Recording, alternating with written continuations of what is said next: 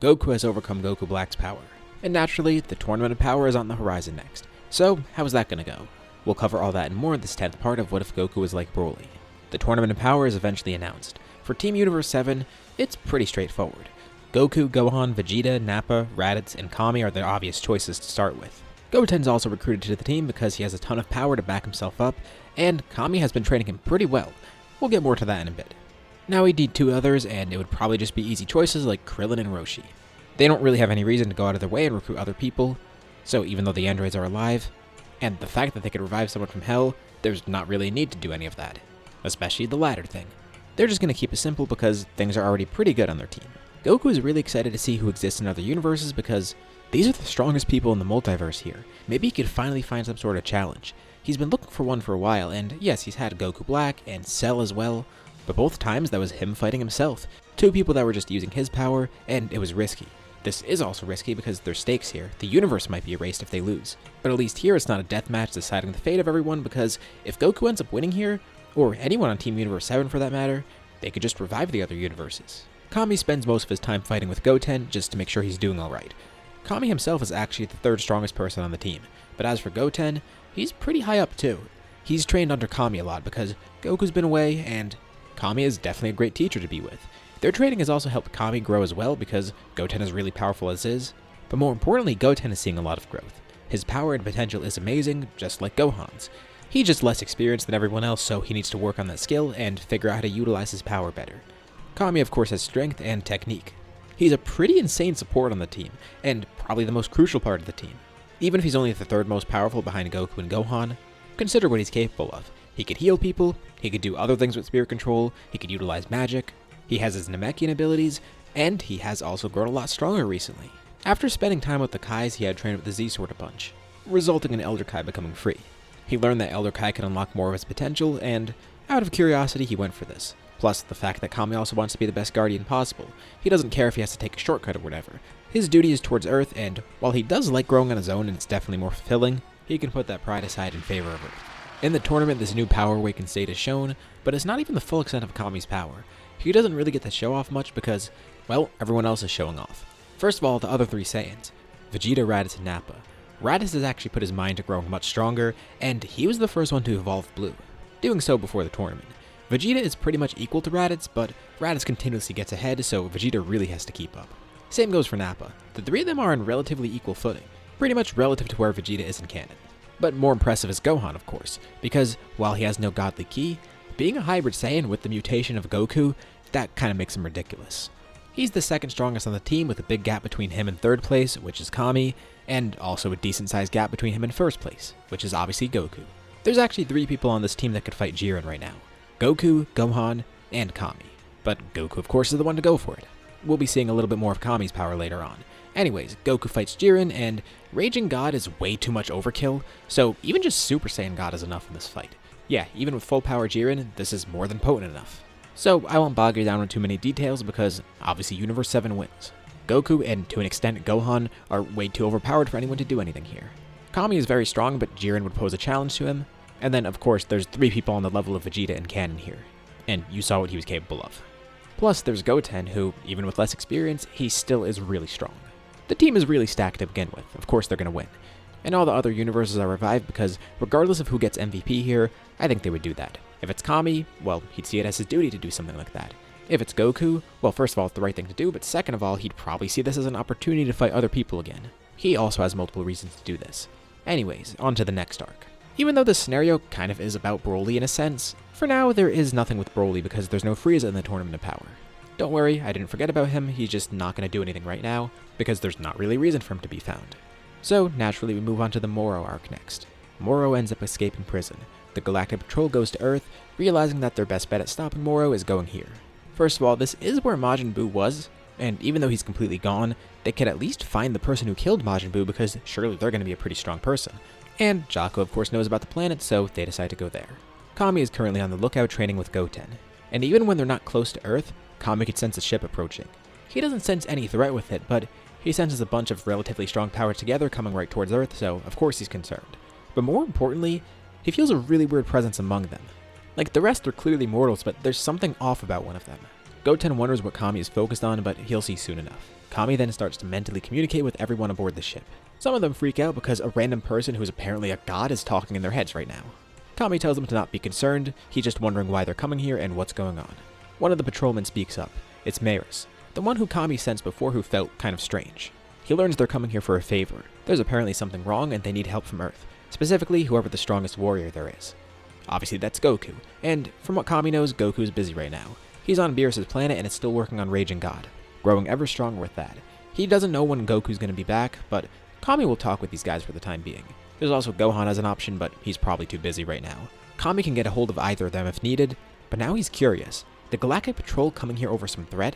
It must be something pretty big, but maybe something that Kami could handle. But more importantly, he's interested in that guy Maris. As the ship arrives on Earth, Kami directs it towards the lookout, giving the patrol access there. Popo is pretty surprised, but he and Kami actually did extend the lookout. It's just strange to have so many people up here. Kami used to be so secluded. The one person that steps off the ship is actually Maris himself. Kami is immediately suspicious. This isn't the first time he's seen a divine figure covertly arrive on Earth. The Kais did the same thing, and he was able to tell pretty quickly, and that was when he was far less experienced. Maris plays it off for a bit, but they're the only ones talking to each other, and Kami can clearly see through what he's doing. It does surprise Maris. No one should be able to tell. And he knew before Maris even showed up close. He could tell something was weird about him. Also, Goten kinda knows now because Kami told him, but otherwise no one else knows. Maris is actually an angel in disguise. Anyways, Kami is told of everything and learns of Moro. Goten asks if he could help, but that would probably be a bad idea. And so would recruiting Goku for this. Goku could definitely defeat Moro. Like, there's no question about the fact that he has the power to do so. Kami has no doubt in his mind that Goku would be strong enough here.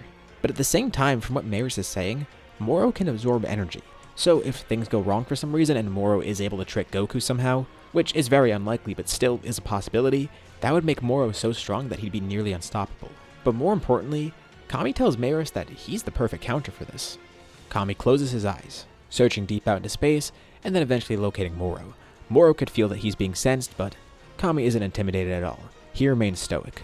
And he could tell exactly where Moro's headed to. Judging by the direction he's going in, he's going towards Namek. Kami says they can get there pretty quickly. So, besides Popo, everyone on the lookout is teleported to Namek, which ends up including Goten, but Kami tells him to not get involved, just watch. He doesn't want to put Goten at risk at all. The patrol is pretty disoriented because all of them just teleported to Namek for some reason. Kami does apologize, he kinda did that on a whim, but he knows that Moro is coming here, and this was the fastest way to get them there. Kami has been here before amidst his training and studies, but this time is different. Now Namek's at risk, and he's gonna do this himself. Not only is he the perfect fit for this job, but it's personal at this point. There's no doubt about why Moro is coming here as well. It has to be because of the Dragon Balls. Like, what other reason would it be? The Namekians are glad to see Kami again. Of course, he's visited here before, but he explains why he's here and he tells them that they must hide. He doesn't want anyone getting harmed, so it's better safe than sorry. The threat's on the way here, but Kami's gonna stop it. A few hours later, Moro then touches down. They got here really early, and Kami didn't realize it, but at least they're prepared. Moro could already tell that he was gonna have to fight Kami right when he got off his ship. So he steps off, and the two face each other. Kami questions Moro. He's here for the Dragon Balls, isn't he? And Moro could tell that he's not dealing with the average person because first of all, Kami was able to send him all the way out in space, and he clearly is powerful, not just in strength, but there's something else about him too. And it makes Moro wonder what his magic is like because he's a Namekian, and they have access to some magic, but it's usually not too potent. But he could tell this guy is different. A battle begins, and at first, it's magic versus magic. Although the thing here is, unlike Moro, Kami could back up his magic with physical power too. Moro can get physical power, but he doesn't have it right now. Moro is definitely a better magician here, and he commends Kami for what he's capable of. He hasn't seen a magic opponent like this in a while. He's not on the Grand Supreme Kai's level, but that's the only other time he faced an opponent in a magical battle where he actually was challenged. Kami stops holding back too when he figures out what Moro's all about. He tries to use the planet's energy to attack Kami with, but Kami just sends it all back. In terms of physical attacks, nothing Moro does works either. He even tries to absorb Namek's energy for himself, but Kami's able to stop it. And it confuses Moro because there's no way his magic should be overcome like this. And Kami says what he's doing isn't necessarily magic. He doesn't just have access to that. The planet is in perfect shape right now. No one is killed either. Kami tells Moro that he could do the exact opposite of what he does. Moro then sticks a hand out, desperately trying to take energy from Kami, but it doesn't work. His training on Yard Art with spirit control has really helped him, and he has used Force Spirit Vision in the battle before, but not like this. Last time it was to undo fusion. This time, it's to prevent absorption. Kami's then able to drain all of Moro's stolen energy. He doesn't really have much at this point, but there still is some in there. And normally Kami doesn't do this, but given the fact that Namek is at risk here, and especially after seeing what Moro's capable of up close, He gives a show of force, even if it's a little unnecessary. He does feel a bit angry about this. It's probably the Piccolo side of him. But that's also part of where his power came from. After getting his potential unlocked a while ago, he figured out a way to even go beyond that. A power that existed deeper within him emerged. Kami takes on a terrifying transformation. At least terrifying for Moro, because he's on the opposite end of it.